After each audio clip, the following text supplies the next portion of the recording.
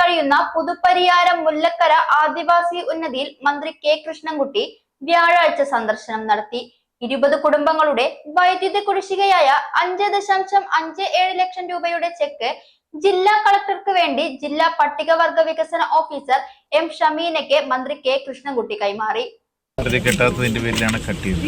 അതിപ്പോൾ കട്ട് ചെയ്യാനുള്ള പൈസ ബോർഡിൻ്റെ ഹൈഡ്രൽ ടൂറിസത്തിൻ്റെ ഭാഗമായിട്ട് കളക്ടർ കൈമാറി.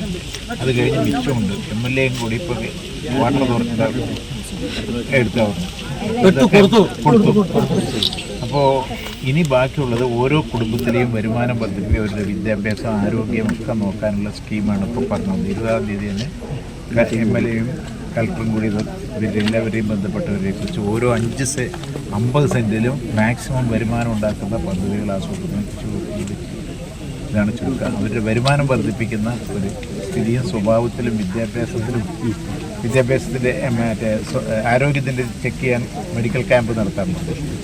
കുട്ടികളുടെ വിദ്യാഭ്യാസം 5ാം ക്ലാസ്സിൽ പഠിക്കുന്ന കുട്ടികൾക്ക് വായിക്കാനോ എഴുതാനോ അറിയണ്ടോ എന്ന് നോക്കണം. അങ്ങനെ എല്ലാ നിലയ്ക്കും അവരുടെ 76 കൊല്ലം കഴിഞ്ഞു നമ്മൾ സ്വാതന്ത്ര്യം. ഇപ്പോഴും നമ്മൾ അവിടെ തന്നെ നിൽക്കണം.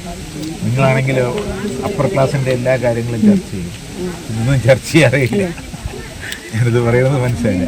അപ്പോൾ ആ രീതിയിലുള്ളൊരു ഇടപെടൽ നമ്മളെല്ലാവരും ഞങ്ങൾ തെറ്റുണ്ടെങ്കിൽ ഞങ്ങൾ പറഞ്ഞോളേ, അതിലൊന്നും ഞങ്ങൾക്ക് അഭിപ്രായ വ്യത്യാസമില്ല. അപ്പോൾ അങ്ങനെ അവരുടെ വരുമാനം വർദ്ധിപ്പിക്കുന്ന രീതിയിലുള്ള പദ്ധതികൾ ആസൂത്രണം ചെയ്ത് അവരുടെ ജീവിതത്തിൻ്റെ ഒരു മറ്റുള്ള പൗരന്മാരോടൊപ്പം എത്തിക്കാനുള്ള ഒരു സംവിധാനമാണ് ആലോചിക്കുന്നത്. MLA അതിന് പ്രത്യേകം താല്പര്യം എടുത്തുകൊണ്ടാണ് ഞാൻ വന്നത്. കേട്ടാണ് 2 വർഷത്തിലേറെയായി ഉന്നതിയിലെ 20ഓളം കുടുംബങ്ങൾ ഇരുട്ടിൽ കഴിയുകയാണ്. 20 കുടുംബങ്ങളുടേതായി 5,64,775 രൂപയാണ് നിലവിൽ കുടിശ്ശികയുള്ളത്.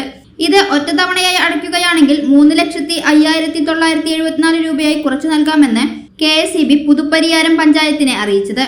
മന്ത്രി എത്തി 20 കുടുംബങ്ങളുടെ വൈദ്യുതി കുടിശ്ശികയായ 5.57 ലക്ഷം രൂപയുടെ ചെക്ക് ജില്ലാ കളക്ടർക്ക് വേണ്ടി ജില്ലാ പട്ടികവർഗ വികസന ഓഫീസർ എം ഷമീനയ്ക്ക് മന്ത്രി കെ കൃഷ്ണൻകുട്ടി കൈമാറി. ഉന്നതിയിലെ പല വീടുകളിലെയും വയറിംഗ് നശിച്ചതിനാൽ ഇതിനുകൂടിയുള്ള ഫണ്ട് അനുവദിക്കാൻ പഞ്ചായത്ത് എസ്റ്റിമേറ്റ് തയ്യാറാക്കുന്നുണ്ട്. കുടുംബങ്ങളിൽ ഏറ്റവും ഉയർന്ന കുടിശ്ശിക തുകയുള്ളത് 33,000 രൂപയാണ്. വർഷങ്ങളായി ബില്ലടയ്ക്കാത്തതാണ് തുക ഇത്രയും ഉയരാൻ കാരണം.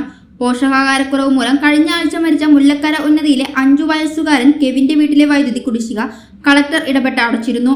മന്ത്രി കെ കൃഷ്ണൻകുട്ടിക്കൊപ്പം Malampuzha MLA A Prabhakaran, Puthuppariyaram Grama Panchayat president, മറ്റു ജനപ്രതിനിധികൾ തുടങ്ങിയവർ സന്ദർശനത്തിൽ ഒപ്പമുണ്ടായിരുന്നു.